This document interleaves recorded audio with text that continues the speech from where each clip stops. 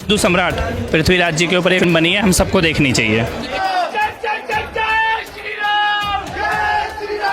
मुझे लगता है जो हम लोग लड़ाई लड़ रहे हैं, शायद इस मूवी देखने के बाद लोग को रिलेट कर पाएंगे कि हम क्या लड़ाई लड़ रहे हैं। और लड़ाई Super amazing movie, and I want everybody to watch this movie. And Bharat माता की मस्ट वॉच। बहुत ही अच्छी मूवी थी, बहुत ही अच्छी फिल्माई गई है। और बच्चों को, जिनको सिर्फ मुस्लिम शासकों के नाम रटवाए जाते कि ये कोई क्रांतिकारी नहीं थे, ये लुटेरे थे। बहुत ही अच्छी मूवी थी।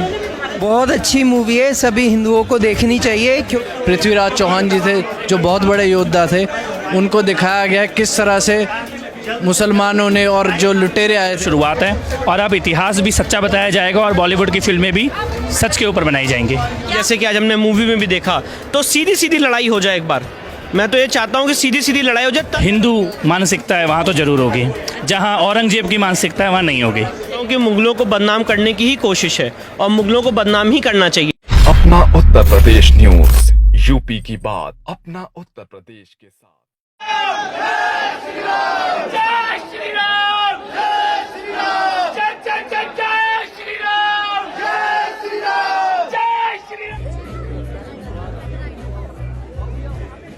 संतान है, आवाज आनी चाहिए। भारत माता की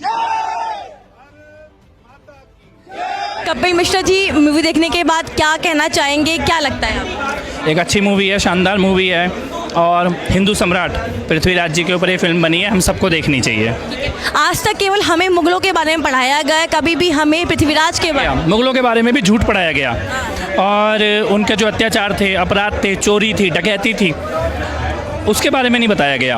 और आज पहली बार हिंदू सम्राटों के बारे में अब देश चर्चा करने लग गया है, बात करने लग गया है। मुझे लगता है ये बॉलीवुड में बदलाव की शुरुआत है और अब इतिहास भी सच्चा बताया जाएगा और बॉलीवुड की फिल्में भी सच के ऊपर बनाई जाएंगी। क्या हमारे यूथ को पृथ्वीराज चौहान जैसे लोगों की ज़रूरत है, उनके बारे में पढ़ने की ज़रूरत है कि हिंदू राष्ट्र कैसा होना चाहिए? ज़रूरत है। मुगलों का भी जो झूठ था उसकी जगह अब सच जानने की ज़रूरत है।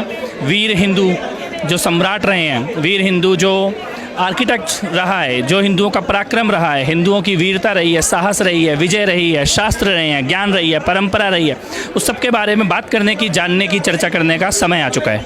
जैसे योगी ने टैक्स फ्री मूवी करी है उत्तर प्रदेश में, क्या लगता है बाकी राज्यों में टैक्स फ्री होगी ये मूवी?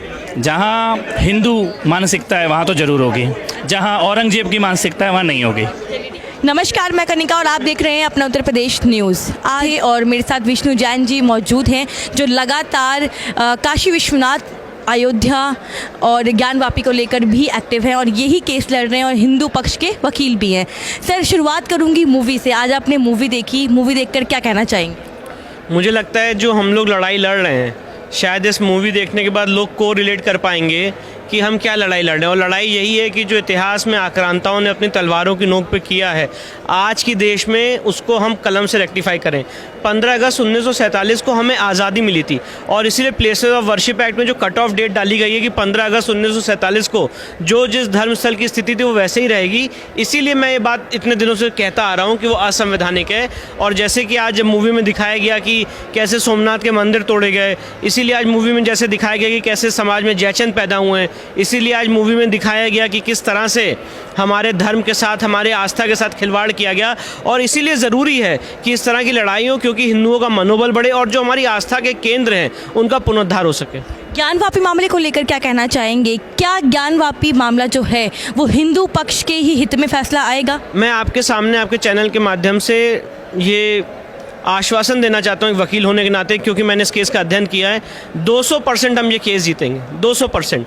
बस हमें इतना चाहिए कि हमें एक ऐसा मंच मिले कि इस मामले की सुनवाई 6 महीने के अंदर फास्ट ट्रैक बेसिस पे की जाए।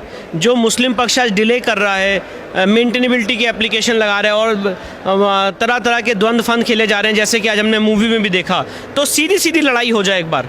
मैं तो ये चाहता हूँ कि सीधी सीधी लड़ाई हो जाए, तर्क के मंच पे लड़ाई हो जाए और देखते हैं फिर कौन जीतता है। हमारी रिसर्च, हमारे तथ्य, हमारे जो आकलन है वो इतना स्ट्रांग है कि मैं ऐसा मानता हूँ कि 200% हम ये लड़ाई जीतेंगे। बस हमें एक ऐसा मंच चाहिए जहाँ पे सीधी लड़ाई हो और तर्क और मेरिट के आधार पर लड़ाई हो। ठीक है, देश में जब से ज्ञानवापी मामला उछला है और ज्ञानवापी मामले के ऊपर बात चल रही है, लगातार विपक्षी पार्टी और विपक्ष के कुछ ऐसे लोग भी हैं जो ये बोलते हैं कि औरंगजेब को बदनाम करने की कोशिश की जा रही है, मुगलों को बदनाम करने की कोशिश की जा रही है। क्या लगता है, क्या वाकई ऐसा है? देखिए, मैं तो यही मानता हूँ कि मुग़लों को बदनाम करने की ही कोशिश है और मुग़लों को बदनाम ही करना चाहिए, क्योंकि मुग़ल जो हैं वो इस देश के कभी भी सिरमौर नहीं हो सकते हैं, मुग़ल इस देश के कभी भी आदर्श नहीं हो सकते हैं। इसलिए इस समय नीड ऑफ द आवर है कि इस देश में जो आक्रांताएँ हुई हैं, सन 712 में मोहम्मद बिन कासिम का पहला आक्रमण हुआ था, तब से लेकर आज तक हमने जो आक्रमण झेला है उसको लोगों के सामने लाने की ज़रूरत है। अपनी संस्कृति, अपनी माता बहनों, अपने बच्चियों के साथ जो अत्याचार हुआ है उसको वापस रेस्टोर करने की ज़रूरत है, और उसी चीज़ के लिए उस श्रृंखला में ये कदम है कि ज्ञानव्यापी, मथुरा, इन सब का रेस्टोरेशन हो, हमारा गौरव, हमारी आस्था के केंद्र हमें वापस मिले, और इसी चीज़ की लड़ाई हम लड़ रहे हैं। क्या लगता है 21वीं सेंचुरी में जितने भी युवा पीढ़ी के लोग हैं, क्या उनको सनातन धर्म के बारे में, हमारे योद्धाओं के बारे में बताने की काफ़ी आवश्यकता है? क्योंकि आज तक इतिहास में जो स्कूलों में पढ़ाया गया, कॉलेज में पढ़ाया गया, वो केवल यही पढ़ाया गया कि मुग़लों में क्षमता थी, मुग़लों ने ये किया, मुग़लों ने वो किया। कभी भी हमारे वीर योद्धा के बारे में हमें इतने अच्छे से नहीं पढ़ाया गया। मैं तो एक बात कहना चाहता हूँ कि इस केस के माध्यम से हमने दिखाया है कि हम निकले हैं बाहर अपने सनातन संस्कृति की रक्षा करने के लिए, और मुग़लों ने जो करके गए हैं उसको रेस्टोर करने के लिए। और ऐसा नहीं है, इतिहास में बहुत बार हिंदू वीर उठे हैं, लड़े हैं, चाहे वो महाराणा प्रताप हो, चाहे शिवाजी हो, चाहे पृथ्वीराज चौहान हो, ऐसे अनेकों उदाहरण हैं। पर एक कुरीति के कारण, एक बुरी मानसिकता के कारण हमें वो चीज़ नहीं पढ़ाई गई है। पर मैं ये कहना चाहता हूँ, आज भी इस देश में महाराणा प्रताप, शिवाजी, पृथ्वीराज चौहान सब मौजूद हैं, हमें बस उनको पहचानने की ज़रूरत है। बरखत रेहन। मैम, मूवी देखने के बाद कैसा, क्या महसूस कर रही है, क्या रिव्यू है मूवी पे? मूवी देखने के बाद मैं सिर्फ और सिर्फ एक मैसेज देना चाहूँगी, मस्ट वॉच। बहुत ही अच्छी मूवी थी, बहुत ही अच्छी फिल्माई गई है, और बच्चों को, जिनको सिर्फ मुस्लिम शासकों के नाम रटवाए जाते हैं, उनके बारे में मूवीज़ भी बनी हुई हैं। ऐसी मूवीज़ अब बन रही हैं, इनको ज़रूर देखना भी चाहिए। और बहुत अच्छी एक्टिंग करी है अक्षय कुमार ने, बहुत बहुत बहुत शुभकामनाएं। इससे पहले कभी आपने इतिहास में मुग़लों के अलावा, जैसे मुग़लों को बताया गया है कि मुग़लों हमेशा, मुग़ल जो हैं वो इतने शासक काल रहे हैं, इतने मजबूत रहे हैं, क्या वाकई आपको लगता है कि हैं मुग़ल मजबूत? सिर्फ हमने हर जगह पे, चाहे हिस्ट्री की बुक्स हो, चाहे कहीं और हो, सिर्फ ग्लोरीफाई किया है मुग़ल्स को। अपने राजाओं को, अपने सम्राटों का कभी हमने वर्णन ही नहीं किया, तो बच्चों को कैसे पता चलेगा? इसलिए खुद भी देखिए, मस्ट वॉच, और बच्चों को भी ज़रूर दिखाइए। मैं ये मैसेज देना चाहूँगी सबको। हर्षिता, मूवी देखकर कैसे लगा? it was a super amazing movie and I want everybody to watch this movie and the ending was इससे पहले कभी आपने पृथ्वीराज के बारे में अपने इतिहास में पढ़ा था, स्कूल वगैरह में? स्कूल में पढ़ा था, बट देख के बहुत अच्छा लगा। ठीक है, मूवी देखने के बाद क्या लगा?